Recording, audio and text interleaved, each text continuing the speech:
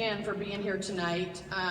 As our league year is firmly underway, I wanted to dedicate a few minutes to providing you all with an update, sort of a state of the league. This is a great takeaway that came back from the EVP conference at AJLI in the fall, or in the summer. And the goal is to provide a high-level overview and give you a taste of what to expect over the next 8 months or so. If you have questions or need more data or want to, expand on an idea that you hear in the topics tonight, don't hesitate to stick around. A couple of the board members, myself, Lisa, BB, and some others will be up at the front of the room after the meeting if you have questions. So, kicking us off, a couple hot topics. The great news is that we continue to attract fabulous women. We currently have 455 actives, 516 sustainers, and 112 members in our new provisional class. So let's welcome those provisional ladies here. Thank you all for choosing the JLC to spend your time and your volunteer, and thanks to all our members who make us a priority. We recognize that without you, we wouldn't have a league. So that's a great update on membership. We get continuous inquiries about the success of our new structure. I'm happy to report that we are fully functional in the new model with both a board of directors and a management team, and it's working beautifully, at least in my opinion. Of course, there are always things you learn as you move, but it's working great. The management team is empowered and they're working daily on day-to-day business of the league, and they're more effective and efficient than they've ever been before.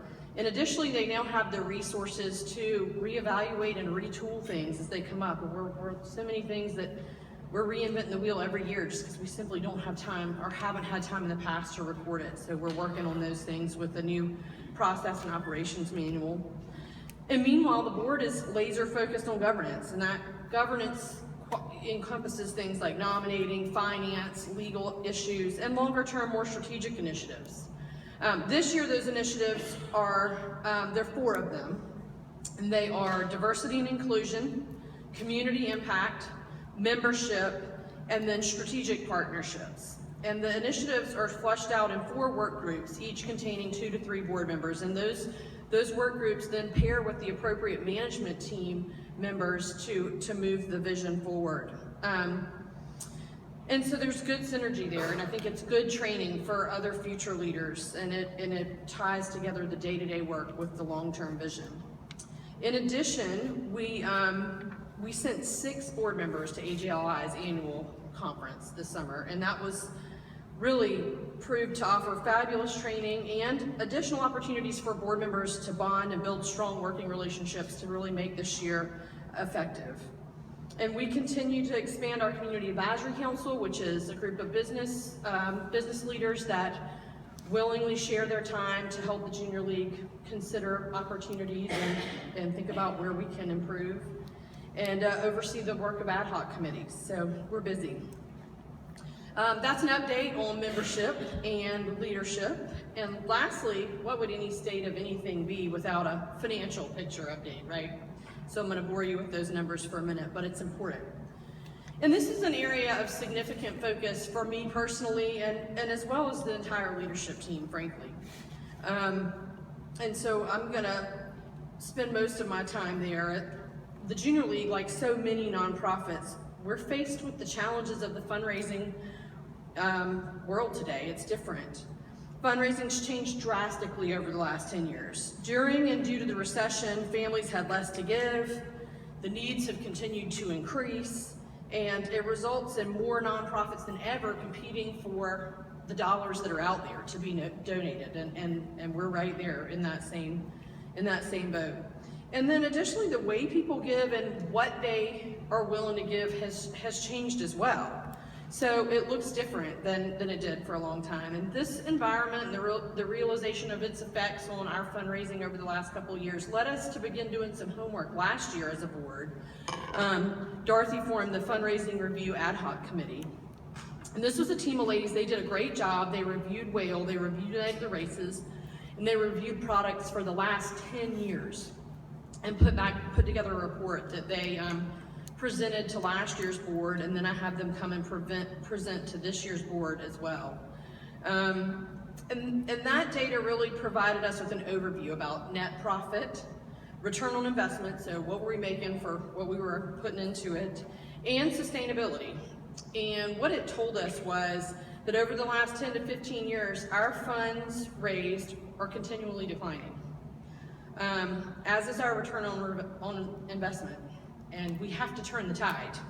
We have to change that to go forward. If we want to put money into our mission, training in the community, then we've got to raise it. I'm going to break it down just a little bit. I like to keep it simple, stupid. That's the only way that I can process things. So here's some round numbers, and they're round numbers, but they're very indicative of where we are today. Our expenses, not including fundraising expenses, but including training expenses to cover speakers and conferences and all the stuff that goes into building, a training platform for you all as members, are about $255,000. Those are our expenses. And that's very reasonable, by the way, for an organization of over 1,000 women with real estate and real assets and that kind of thing. Last year, our dues brought in about $155,000. So you don't have to be a banker to do the quick math there. That leaves us with about a $100,000 gap before we give anything to a community partner. That's just, we got to come up with $100,000 to do the basics, okay? The net profit from products, whale, and night at the races last year was approximately $121,000. That doesn't account for Little Black Dress or Lululemon and some of the other smaller fundraisers that came up along the way. And that's not every detail, but it's a great 30,000-foot view, and you get the gist. We have an approximate shortfall of about $30,000, and that's not new. That's where we've been. So, based on the above data, the board quickly began considering solutions, and so to date, here's where we are. In August, the board voted on and unanimously approved coming to the membership with a dues increase. You'll see the first reading of that motion in January.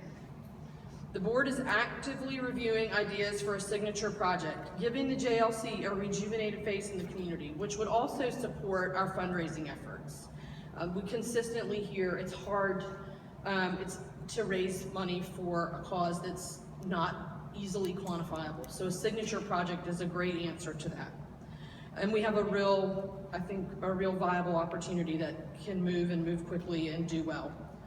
The Corporate Sponsorship Ad Hoc Committee, Strategic Partnership Board Work Group, and the Fundraising Council are all working together diligently to build a new game plan, something that incorporates where we are today in the fundraising world, not the way we used to raise funds 10 or 15 years ago. So we're integrating all those moving pieces. We're pooling resources to create sustainable income growth and to ensure that the JLC remains a going concern for the next 100 years. We've been here almost 100 years. Can you believe that? So we're working. But the last piece that we need is you guys. And that's all of you, the membership. And not 20% or 50%. I mean, I need 100% of you to help. That's where we are. And I need your input. So I have 3 questions that I'd ask you to consider. And the first is, as a member of this organization, who do you want the Junior League of Charleston to be?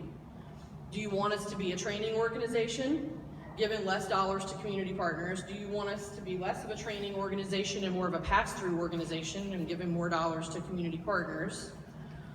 Or do you support the current profile, which is sort of a 50-50